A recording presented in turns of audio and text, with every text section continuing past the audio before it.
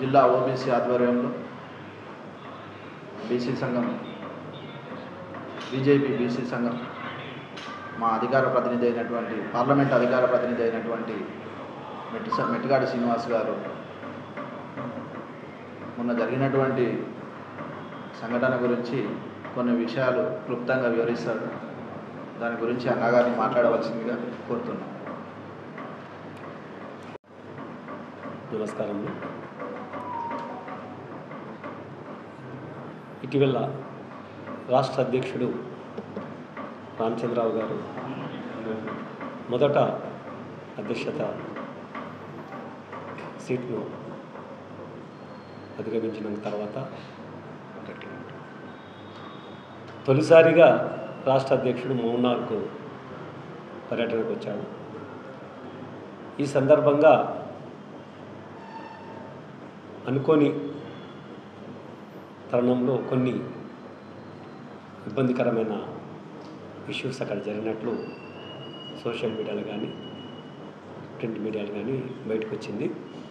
ఇక్కడ తప్పనిసరి party BJP party యొక్క లైన్ ఏంది, జరిగిన దాంట్లో పార్టీ యొక్క చర్య ఏముండబోతుంది, తర్వాత ఎవరు ఏ రకంగా దాంట్లో స్పందించాలి, పూర్తి అవగాహన కల్పిస్తే తప్ప ఈ యొక్క విమర్శలకు అడ్డుకట్ట వేయలేమని చెప్పేసి ఉద్దేశంతోనే ఈరోజు ఓబీసీ సెల్ ఆధ్వర్యంలో పార్టీ లైన్ను ఇక్కడ మాట్లాడడానికి కూర్చున్నాం. ముందుగా దయచేసి అన్ని కుల సంఘాలు కానీ బీసీ సంఘాలు కానీ బీజేపీ పార్టీ అనేది జాతీయవాద పార్టీ, దేశ సమైక్యతకు దేశాభివృద్ధి కోసం ఒక ఎజెండాగా ముందుకొస్తున్న పార్టీ, ఖచ్చితంగా క్రమశిక్షణతో సిద్ధాంతపరంగా ముందుకు వస్తున్న పార్టీ. దాని పర్యవసానమే ఈరోజు మూడవసారి కూడా, అంటే మోదీ గారి హయాంలో మూడవసారి కూడా మళ్ళా దేశంలో మళ్ళీ బీజేపీ పాలనలో ఉంది, ప్రభుత్వం ఏర్పాటు చేసుకుంది. అయితే మొన్న జరిగిన దానిలో నేను ఆ మీటింగ్లో నేను లేకపోయినా, కాకపోతే వచ్చిన ఫీడ్బ్యాక్ లేదా సోషల్ మీడియాలో చూసిన దాన్ని బట్టి మాకు వచ్చిన సమాచారం మేరకు గత పార్లమెంట్ ఎన్నికలలో కొంతమంది ఆశావాహులు ఉంటారు. ప్రతి పార్టీలో కూడా అసెంబ్లీలో కానీ పార్లమెంట్ ఎలక్షన్ కానీ టికెట్ను ఎక్స్పెక్ట్ చేసే వాళ్ళు ఉంటారు. అందరూ చేసినప్పుడు పార్టీ లైన్లో పార్టీ కొంత ఆలోచన విధానం బట్టి ఆ స్థానానికి ఎవరు గెలిస్తే బాగుంటుంది అనేది, ఎవరికి ఇస్తే బాగుంటుంది అనేది పార్టీ డిసైడ్ చేసి బీఫామ్ ఇస్తారు.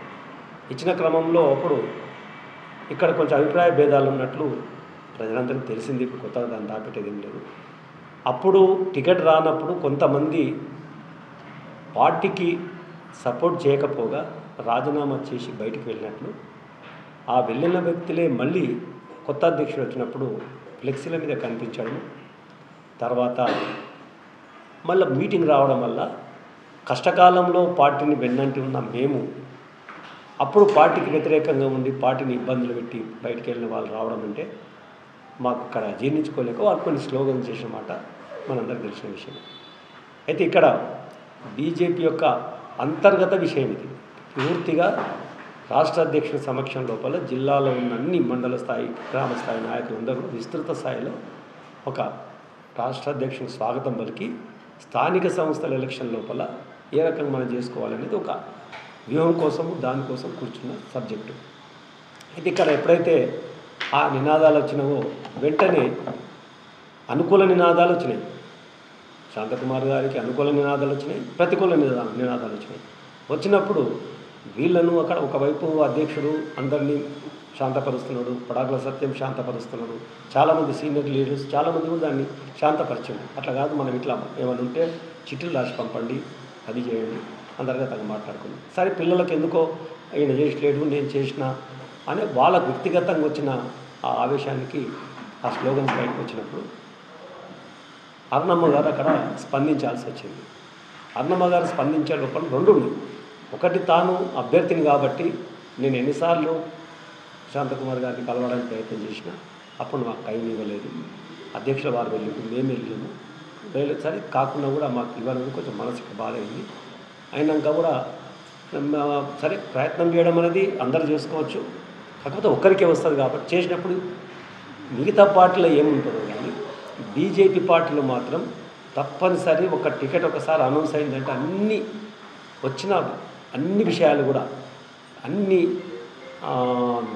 విభేదాలు కూడా టీ కప్లో తుఫాన్ దాకా అన్నీ మర్చిపోయి వెంటనే అందరు కలిసి నిలబడ్డ అభ్యర్థి సపోర్ట్ చేసే సాంప్రదాయంగా పార్టీ అదే అంశాన్ని పునరుద్ఘాటిస్తూ అరుణమ్మ గారు ఏమన్నారంటే జరిగిన కొన్ని ఇట్లా ఉన్నాయి కాబట్టి మీ దృష్టికి తీసుకొస్తున్నా ఈ అల్లరి కారణం ఇంతే అప్పుడు చేయని వాళ్ళు ఇప్పుడు వచ్చినందుకు కార్యకర్తల ఆందోళన స్టార్ట్ అయింది కాబట్టి దీని మీద మీరు ఒక విస్తారమైన చర్య చేపట్టాలి, ఎంక్వైరీ చేయాలి, చేసి మీరు తప్పనిసరి యాక్షన్ తీసుకోవాలి. రెండవది ఎవరైనా అట్లా పార్టీని వ్యతిరేకం చేసిన వాళ్ళు ఉంటే కూడా ఇప్పటికైనా మారి పార్టీ ప్రతిష్టను పెంచేటట్లు పార్టీ యొక్క కీర్తిని పెంచేటట్లు పార్టీ బలోపేతాన్ని కృషి చేయాలని ఆమె తన వంతు జాతీయ అధ్యక్షురాల్లాగా తన వంతు రాష్ట్ర అధ్యక్షుడు సూచించడం జరిగింది. సరే దానికి వచ్చింది తప్పనిసరి ప్రజా సంఘాలు వాళ్ళు వీళ్ళు ఆడ మొత్తం జరిగింది ఏందని తెలియదు. మళ్ళీ నేను మీ మాధ్యమాల ద్వారా చెప్పడం ఏంటంటే కుల సంఘాలు కానీ బీసీ సంఘాలు ఎవరైనా సరే ఎవరు స్వేచ్ఛ ఉంది, ఎవరైనా మాట్లాడాలి. ఆ సందర్భం ఒక విషయం తెలియనప్పుడు నేను కూడా ఖచ్చితంగా మాట్లాడే ప్రయత్నం చేస్తాను. కానీ ఇది అంతర్గత విషయం అనేది మాత్రం ఈ మాధ్యమాల ద్వారా అన్ని ప్రజా సంఘాలకు సూచిస్తున్నాం. ఇది అంతర్గత విషయం. శాంతకుమార్ గారు జాతీయ స్థాయిలో గుర్తింపున్న నాయకుడు. వారిని మనము ఉజ్వలమైన భవిష్యత్తు దిశకు మనం తీసుకుపోయే ఆలోచన ఉంటే సంకుచితంగా మనం ఒక కులానికో ఒక కేటగిరీకో మనం చేయకుండా మనం పార్టీ వదిలిపెడితే పార్టీ డెఫినెట్గా ఏమైతే ఆయన 2 సార్లు ఆయనకు అవకాశం లేదు కాబట్టి ఇంకేదైనా గొప్ప అవకాశం ఇచ్చే అవకాశం ఉంటుంది. మనం ఈ విభేదాలు చేస్తే ఏమవుతాయంటే పార్టీకి మనం ఇక్కడ నుంచి మెసేజ్ కరెక్ట్ చేయకుంటే ప్రజల నుంచి తప్పు ఆలోచనలు వస్తాయి. ఆ అవగాహన రాహిత్యం తప్పుడు అవగాహన వచ్చిందంటే ఏమవుతుందంటే ఇబ్బందులు జరుగుతాయి. కాబట్టి మేము ఈ ప్రెస్ మీట్ ఏర్పాటు చేయాల్సి వచ్చింది. ఇకపోతే కొంతమంది కొన్ని విషయాలు తెలియకపోవచ్చు. బీసీల ఓట్లతోనే గెలిచినాము అనేది కామెంట్ చేసిండు. 100% కరెక్టే. బీసీల ఓట్లతోనే సమాజంలో బీసీలే 60% ఉంటారు కాబట్టి ఏ పార్టీలో ఎవరు గెలిచినా బీసీలదే అత్యధిక భాగస్వామ్యం ఉంటుంది, ఎమ్మెల్యే కానీ ఎంపీ కానీ. ఇక్కడ ఎంపీ స్థానం గెలిచినప్పుడు కూడా ఖచ్చితంగా బీసీలో ఎక్కువ శాతం వచ్చి స్వచ్ఛందంగా ఆత్మీయ సమ్మేళనాలు పెట్టి మరీ బీజేపీకి సంఘీభావం ప్రకటించారు. అది కొంత అరుణమ్మ గారికి ఉన్న లోకల్ ఇది ఉండొచ్చు, ఇక్కడ పనిచేస్తున్న వాళ్ళు ఉండొచ్చు. ముఖ్యంగా అప్పుడు జరిగిన మద్దతు అంతా కూడా దేశంలో మరొకసారి బీజేపీ గెలవాలి, మోదీ గారు మళ్ళీ ప్రధానమంత్రి కావాలనేది కాన్సెప్ట్తోన స్వచ్ఛందంగా బీసీలు వచ్చి పెట్టారు. నిన్న ఎవరైతే మాట్లాడారో సరే నేనేమంటే ప్రజా సంఘాలు మాట్లాడడానికి హక్కు ఉంది. ఖచ్చితంగా ఒక ప్రతిపక్షంగా ప్రశ్నించాలి, మన తప్పులుంటే వీలైతే చూపాలి. ఆ దాదాపు 16-17 ఆత్మీయ సమ్మేళనాలు పెట్టినప్పుడు కొంతమంది ఎవరైతే ఉన్నారో వాళ్ళు అప్పుడు పెట్టలేదు. పెట్టకపోయా వాళ్ళకి ఇంట్రెస్ట్ ఉన్న పార్టీకి వాళ్ళు సపోర్ట్ చేస్తారు. దట్ ఈస్ డిఫరెంట్ థింగ్, అది ప్రజాస్వామ్యం. కానీ మేము మీకు సపోర్ట్ చేసినాము అన్నప్పుడు మీరు ఆత్మీయ సమ్మేళనం పెట్టలేరు, మీరు బహిరంగ గురించి మద్దతే పలకలేరు. పట్టనప్పుడు ఎప్పుడైతే మనం ఒక ప్రశ్న వేస్తుంటే హక్కుల గురించి మనం అడిగేటప్పుడు బాధ్యతలను కూడా మనము గుర్తెరగాలి. కాబట్టి అక్కడ కూడా ఏంటంటే కొంచెం తప్పుదోవ పట్టేది ప్రజలను అనేది ఒక కాన్సెప్ట్లో మేము సూచిస్తున్నాం. ఇకపోతే నిన్న జరిగిన ప్రెస్ మీట్లో చూసినాను, ప్రతి పార్టీలో బీసీ నాయకులు ఉంటారు, ప్రతి పార్టీలో బీసీ నాయకులు ఉంటారు, బీసీ సంఘాల నాయకులు కూడా ఉంటారు. ఇప్పుడు నేను ఒక దానికి ప్రెసిడెంట్ ఉంటే నేను ఈ పార్టీ ఉంటాను, ఇంకో దానికి ప్రెసిడెంట్ ఉంటే ఇంకో దానికి ఉంటారు. ఎవరి ఆలోచన ఐడియాలజీ ప్రకారం వాళ్ళు ఉంటారు. బట్ బీసీ సమస్య వచ్చినప్పుడు కామన్గా అందరం మాట్లాడతాం. కామన్ అంటే ఇష్యూ ఏమై కామన్ అయి ఉండాలి, బహుళ ప్రయోజనం అయి ఉండాలి. అంటే ఒక అంశాన్ని లేవనెత్తితే మొత్తం యావత్ బీసీ జాతికో యావత్ ఆ కులానికో లాభం అయ్యేటట్లు ఉండాలి. కాబట్టి అది సహజంగా ఉంటుంది. అయితే నిన్న పాయింట్అవుట్ చేసిన వాళ్ళు అరుణమ్మ గారికి బీసీలు ఎందుకు మద్దతు చేసిందంటే బీసీలకు అరుణమ్మ గారు చేసిన సేవ, ఆమెకున్న సఖ్యత, మోదీ గారి హయాంలో జాతీయ స్థాయిలో బీసీల పట్ల భారతీయ జనతా పార్టీ తీసుకుంటున్న సంక్షేమ పథకాల విధానాలు. ఉదాహరణకు 2-3 నెలల క్రితము జిల్లా పరిషత్లో విశ్వకర్మ యోజన పథకం కింద దినమంతా ఎక్కడ లేని విధంగా అరుణమ్మ గారు కూర్చొని 18 కులాలకు లాభమయ్యే పథకాలను ఇండస్ట్రియల్ ఆఫీసర్స్ను, కలెక్టర్లను అందరినీ పిలుచుకొచ్చి మొత్తం ఒక దినమంతా విస్తృత స్థాయి సమావేశం పెట్టి మొత్తం ఈ పథకాన్ని మనం వాడుకోవాలి, కేంద్ర ప్రభుత్వం ఇచ్చే వనరులను మనం వాడుకోవాలి, దాంట్లో మోచి నుంచి జాలర్ల నుంచి విశ్వకర్మలు, చేనేత కార్మికులు, టైలర్స్, రకరకాల మొత్తం 18 కులాలకు వచ్చే లాభాన్ని చూపించింది.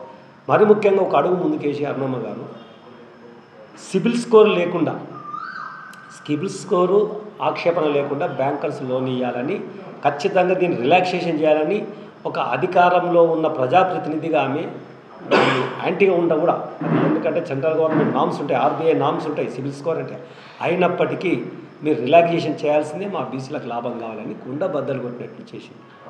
అది కాకుండా ఈ మధ్యకాలం ప్రతి కులానికి ఒక ప్రధానమైన సమస్య ఉంటుంది, ప్రతి కులానికి ఒక ప్రధానమైన డిమాండ్ ఉంటుంది. ఎందుకంటే మాకు ఇట్లా అన్ని రకాలుగా అభివృద్ధి చెందాలంటే మా కులానికి ఇది కావాలని అప్పీల్ పెడుతుంటారు. అట్లా ఎస్టీలు వాళ్ళను, వాల్మీకులు ఎస్టీలు వాళ్ళను గుర్తించాలని ఒక డిమాండ్ ఉంటే ఏకంగా పార్లమెంట్నే ప్రశ్నించింది, పార్లమెంట్లో సబ్జెక్ట్ తీసుకొచ్చింది. అట్లా చేనేత కార్మికులకు, గీత కార్మికులకు, మత్స్య కార్మికులకు, ముద్రాజులను తీసుకుపోయి ఏ గ్రూప్లో కలపాలనేది అసెంబ్లీలో క్వశ్చన్ వేసింది.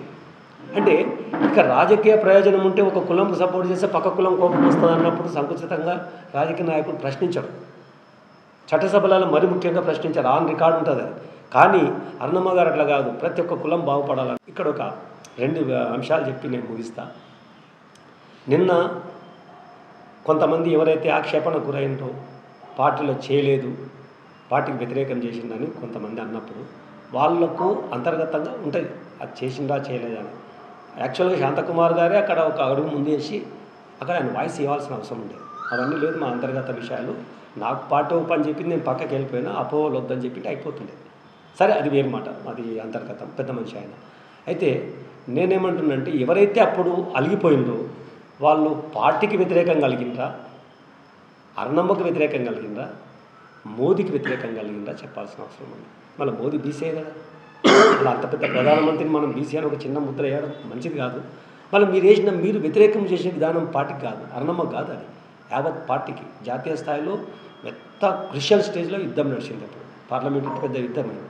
మరి ముఖ్యంగా మౌనార్ సీటు మీద ముఖ్యమంత్రి 7 సార్లు వచ్చిపోయింది, వీడికి ఈ సీట్ నువ్వు కైవసం చేసుకోవాలని. ఎందుకంటే ఒక్క ఎమ్మెల్యే, అంత కాంగ్రెస్ ఎమ్మెల్యేలే ఉన్నారు, అంత కాంగ్రెస్ ఎమ్మెల్యేలు ఉన్నప్పుడు 7 సార్లు ముఖ్యమంత్రి వచ్చినప్పుడు ఒంటరిగా మహిళ పోరాడుతుంది. మన మహిళలకు అవకాశం ఇచ్చినప్పుడు, ఒక మహిళా అభ్యర్థికి అవకాశం ఇచ్చినప్పుడు పార్టీ మొత్తం తానై చూసుకోవాల్సిన అవసరం. విచిత్రం ఏంటంటే ప్రజా సంఘాలు స్వచ్ఛందంగా ముందుకు వచ్చినాయి.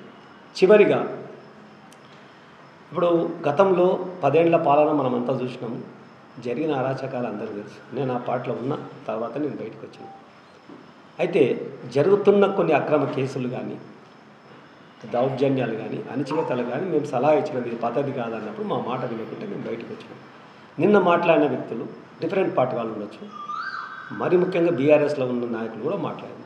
నేను ఒక సూటి ప్రశ్న ఇస్తున్నా, మీరు మీ ప్రభుత్వం ఉన్నప్పుడు ఇక్కడ మౌనార్లో దాదాపు 10-12 మంది డైరెక్ట్గా కేసులలో ఇరకబడ్డ వాళ్ళు బాధితులు ఉన్నారు, ఇప్పటికీ బాధపడుతున్నారు వాళ్ళు.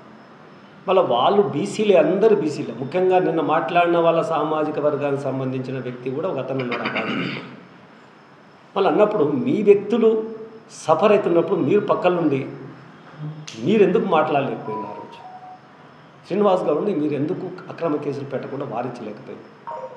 మున్నూరు రావు అనేది విద్యార్థి నాయకుడు, తెలంగాణ ఉద్యమకారుడు, ఎంత హరాస్మెంట్ జరిగినప్పుడు నిన్న మీరు మాట్లాడండి, తప్పనిసరి మాట్లాడవచ్చు, మీకు ఏమైనా అన్యాయమైన మాట్లాడాల్సిందే. కానీ అదే మీరు ఈరోజు ప్రశ్నిస్తున్నప్పుడు శ్రీనివాస్ గౌడ్ మీరు ఇట్లా మా సామాజిక వర్గాన్ని మీరు ఇట్లా హరాస్మెంట్ చేస్తే మేము తప్పవుతుంది. ఇంకోటి బీసీలను కూడా మనం బీసీ మంత్రి వేయండి, నువ్వు బీసీ జాతి సామాజిక వర్గానికి చెందిన వాళ్ళు ఇట్లా చేయడం తప్పని మీరు ఒకసారి ఎందుకు ప్రశ్నించారు?